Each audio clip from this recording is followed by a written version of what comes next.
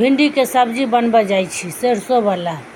आ भिंडी के पहले धो दै छियै पानि से। आब एकरा धो दै छियै, एकरा छानि के निकालि दै छियै। अब एकरा काटै छियै, एकरा लंबा लंबा काटि लेब, बीच में कनी चीर देबै, देख लेबै जे कि सड़ल छै कि नहीं। एकरा अहिना पूरा भिंडी के काटि लेब। आब सरसों पीसऽ जाइ छी। अब मिक्सी में सरसों के पीस लै छियै। सरसों धऽ देलियै, आब कनी पानि धऽ दै छियै। आब एकरा पीस दै छियै। लोहिया चढ़बै छियै गैस पर। आब गरम भऽ गेलै लोहिया, एहिमे तेल धऽ दै छियै। आब एहिमे पचफोरन दै छियै, हींग धऽ देलियै।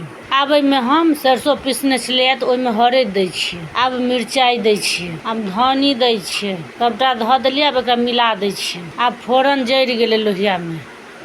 आब भिंडी के दै छियै। ई भिंडी सब्जी सबमे ने पचफोरन देबै तऽ ज्यादा स्वाद होइ छै। आब एकरा झाँपि दै छियै, एकरा उघारि देलियै।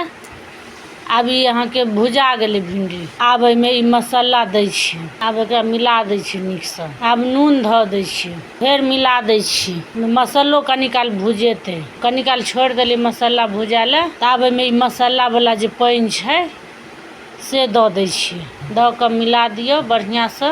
एहिमे जते अपन पानि देबऽ के हुए ओते रस दऽ देबै एहिमे। आब एहिमे हम नेबो दै छियै, नेबो गाड़बै। एहिमे अहाँ आमिलो दऽ सकै छियै, नेबो दऽ सकै छियै।